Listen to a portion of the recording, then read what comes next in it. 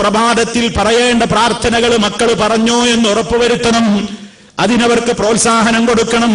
അബ്ദുല്ലാഹി ഇബ്നു ഉമർ റളിയല്ലാഹു തആല അൻഹുമയിൽ നിന്നുള്ള റിപ്പോർട്ടിൽ കാണാം, ലം യകുൻ റസൂലുള്ളാഹി സ്വല്ലല്ലാഹു അലൈഹി വസല്ലമ യദഉ ഹൗലായി ദഅവാതി ഹീന യുംസി വഹീന യുസ്ബിഹു.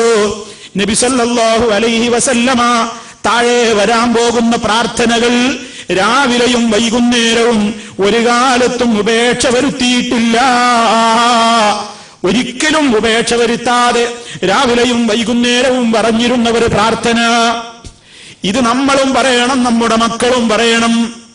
അള്ളാന്റെ കാവൽ അവരുടെ ജീവിതത്തിൽ ഉണ്ടാകാനായി പറയുന്നത്, നമ്മുടെ ജീവിതത്തിലും റബ്ബിന്റെ കാവലുണ്ടാകാനായി പറയുന്നത് എന്താണ് ആ പ്രാർത്ഥന? അല്ലാഹുമ്മ ഇന്നി അസ്അലുകൽ ആഫിയത ഫിദ്ദുനിയ വൽ ആഖിറ. അല്ലാഹുമ്മ ഇന്നി അസ്അലുകൽ അഫ്വ വൽ ആഫിയത ഫീ ദീനി വദുനിയായ വഅഹ്ലി വമാലി. اللهم استر عوراتي وآمن روعاتي. اللهم احفظني من بين يدي ومن خلفي وعن يميني وعن شمالي ومن فوقي وأعوذ بعظمتك أن نغتال من تحتي. കേൾക്കുമ്പോ തോന്നും ഇതൊക്കെ പഠിക്കാനാകുമോ?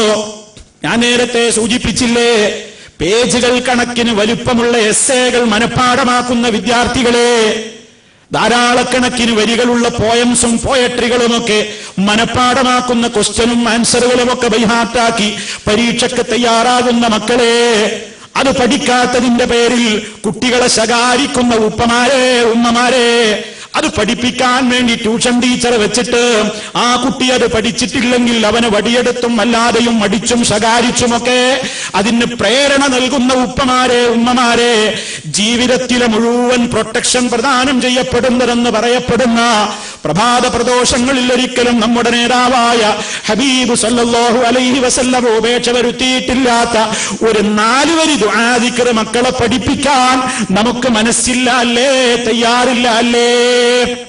അപ്പൊ മക്കളും വിചാരിച്ചു എന്ത്, ഇതിനൊന്നും വലിയ കാര്യമൊന്നുമില്ല. കാരണം ഇത് പഠിക്കാത്തതിന് ഉമ്മ ഇന്ന് വരെ ചീത്ത പറഞ്ഞിട്ടില്ലല്ലോ, ഇത് പഠിക്കാത്തതിന് ഇന്ന് വരെ ഉപ്പ ചീത്ത പറഞ്ഞിട്ടില്ലല്ലോ. അതേ അവസരത്തിൽ സ്കൂളിൽ ഒരു ക്വസ്റ്റ്യൻ ആൻസറോ എസ്സേയോ പോയമോ ഒക്കെ പഠിച്ചിട്ടില്ലെങ്കിൽ പലരും ചോദിക്കുന്നുണ്ട്, ഉപ്പ ചോദിക്കുന്നുണ്ട്, ഉമ്മ ചോദിക്കുന്നുണ്ട്, പ്രശ്നമുണ്ട് വീട്ടില്. അപ്പൊ കുട്ടിയും മനസ്സിലാക്കി, ഇളം മനസ്സിലെ എന്ത്, ദുന്യാവിലെ ഇൽമ കൊണ്ടേ കാര്യമുള്ളൂ, ദീനിലൊന്നും അത്ര വലിയ വിലയില്ല. അതാണ്. അപ്പൊ ആളുകളൊക്കെ മനസ്സിലാക്കി. അപ്പോ വീടുകളിൽ നിന്ന് ഇതിന് പ്രോത്സാഹനം കിട്ടുന്നുണ്ടോ? അതിന് ബാപ്പാക്കർ ചൊല്ലാനറിയോ? ഉമ്മാക്കർ ചൊല്ലാനറിയോ? എന്താണ് ചോദിക്കേണ്ടത്? അല്ലാഹുമ്മ ഇന്നി അസ്അലുകൽ ആഫിയത ഫിദ്ദുനിയ വൽ ആഖിറ. അല്ലാഹുവേ, ഇഹത്തിലും പരത്തിലും ഞാൻ നിന്നോട് സുഖം ചോദിക്കുന്നു. അല്ലാഹുമ്മ ഇന്നി അസ്അലുകൽ അഫ്വ. അല്ലാഹുവേ, നിന്നോട് ഞാൻ മാപ്പ് ചോദിക്കുന്നു. വൽ ആഫിയത, സുഖം ചോദിക്കുന്നു. ഫീ ദീനി, എന്റെ ദീനിൽ, എന്റെ ദീന് നഷ്ടപ്പെടരുത് അല്ലാഹ്. രാവിലെ പറയേണ്ടത്, വൈകുന്നേരവും പറയേണ്ടത്, അല്ലാഹ് എന്റെ ദീന് നഷ്ടപ്പെടരുതേ.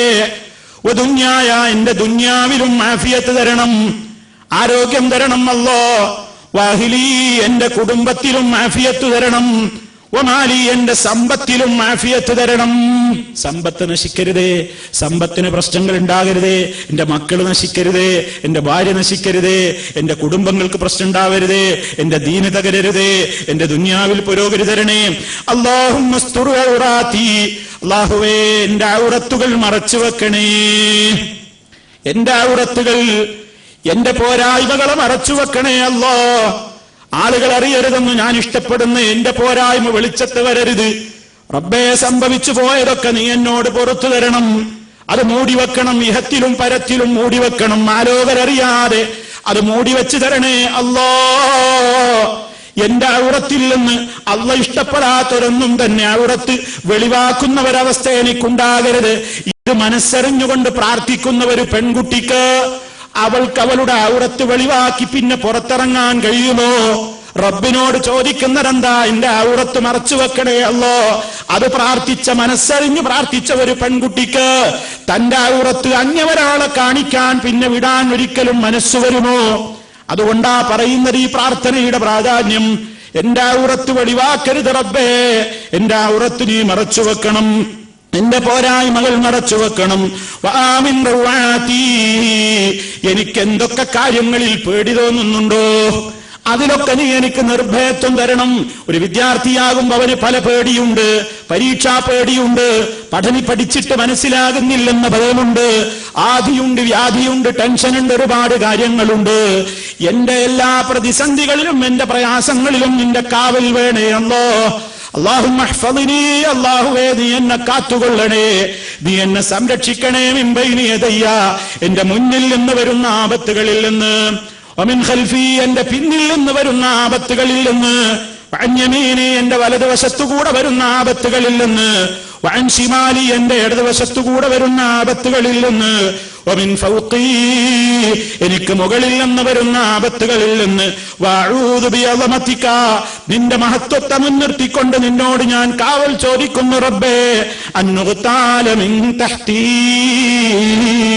എന്റെ അടിഭാഗത്തുകൂടെ എനിക്ക് വല്ല അപകടങ്ങളും രോഗങ്ങളും അതുപോലെ തന്നെ പരീക്ഷണങ്ങളും ബുദ്ധിമുട്ടുകളും പ്രളയങ്ങളോ ഭൂകമ്പമോ ഏതൊക്കെയാവട്ടെ എന്തെല്ലാം ഉണ്ടാകാമോ എല്ലാത്തിൽ നിന്നും ഞാൻ നിന്നോട് കാവൽ ചോദിക്കുന്നു.